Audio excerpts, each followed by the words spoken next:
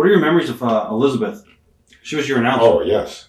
How did she come out? She come about? Who founded her? Oh, she was going out with somebody first, right? No. No, okay. Well, I don't know her past. I don't want to dig that up out of the trenches, But let's see. I met her as she was in Sinte Sports Center in Lexington, Kentucky, where the boys worked out. Right. And she was behind the booth. And, when you checked in, she'd give you the towels, and I thought she was gorgeous. And Randy asked her out, and the Macho Man got a date with Elizabeth, and that's how it started. Now, they were married about, December 31st, 1984. Okay. And then Randy got a break in New York in June, 15th, 1985. So he's already married about 6 months. And now, led down the aisle by his manager, Elizabeth. Bum, bum, bum, bum, bum, bum, dun, dun, dun, dun, bum, bum. Howard Finkel was phenomenal. Yeah. I'm sorry. I was going to ask you about her, and she was never really. Was she a fan of the business, or was it something that? Oh, I don't think so. Okay, you guys basically just taught her the business, and Randy put her. Yeah. Okay. Now, also, before we talked a little bit about your brief stint in Memphis, or actually it wasn't that brief. You and your brother went in there. Was it hard to actually go into the locker room for the first time after all the I guess the controversy with you and your promotion with the belt? Okay. No, I don't. I'm not that sensitive. It was harder to go into any locker room that Ole Anderson was in. I didn't find anything else as negative as that. What are some of your memories of your matches with the Rock and Roll Express? Well, they were fantastic, and particularly Morton, the way he sold, and the way he would fight for his comeback and fight for that tag. That was a lot of times I felt that I was just holding the rope and watching them go, because you couldn't have ruined that match no matter who was in the corner. They were excellent and they were phenomenal, and they were very nice people. Do you see yourself as an innovator of table breaking? Because you guys did the famous piledriver spot, which is still talked about today. Okay, in a word, no. Okay, I'm not an innovator of table breaking. All right.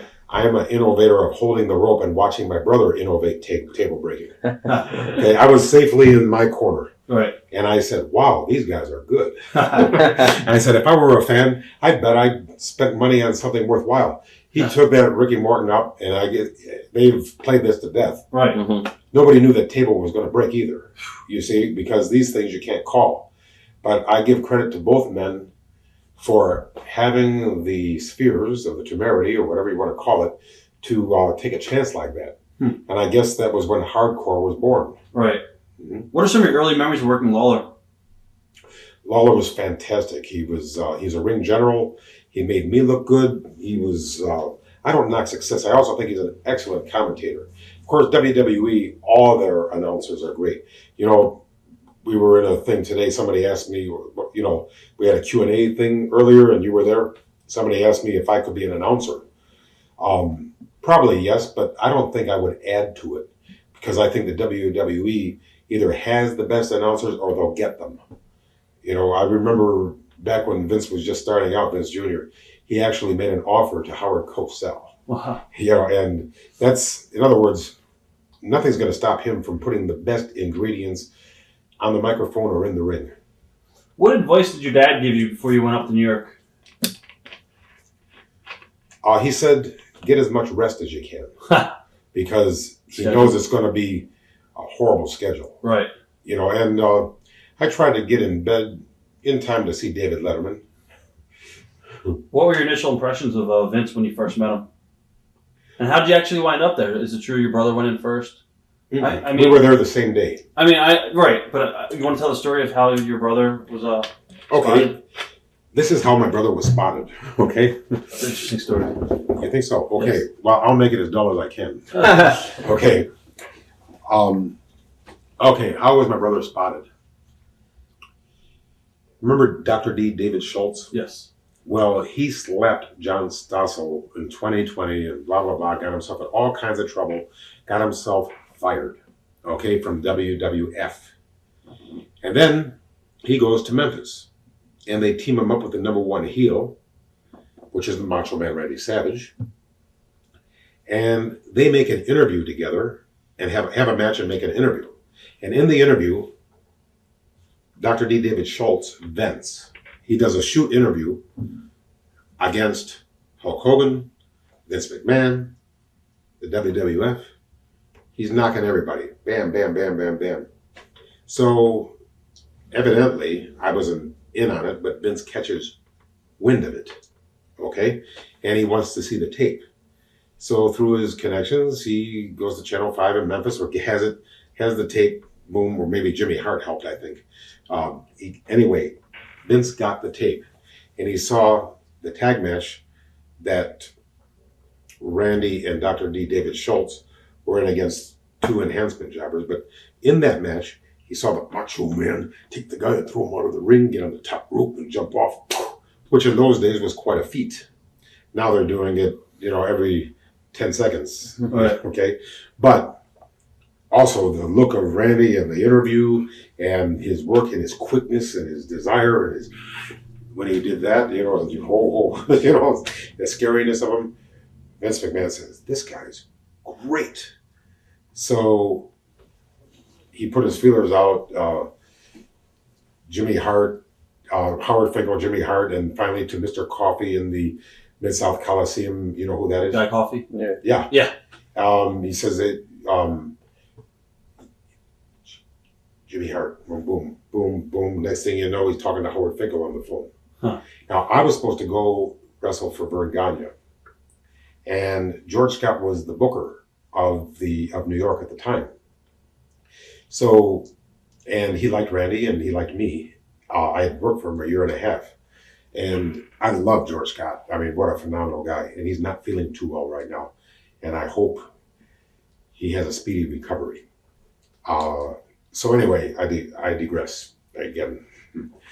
The transcripts of this is going to be murder. Okay. So what happens is, several phone calls later, he's on the phone with George Scott. And I'm right next to him because we're at a payphone. This is before they had cellular phones.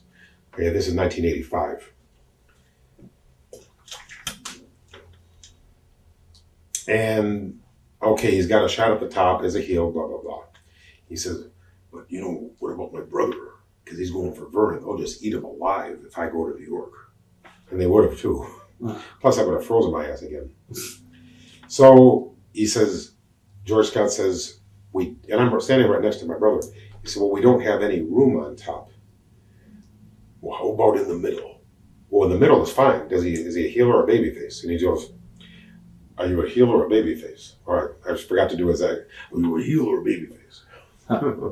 Sorry, if you do that too much, your larynx gets sore.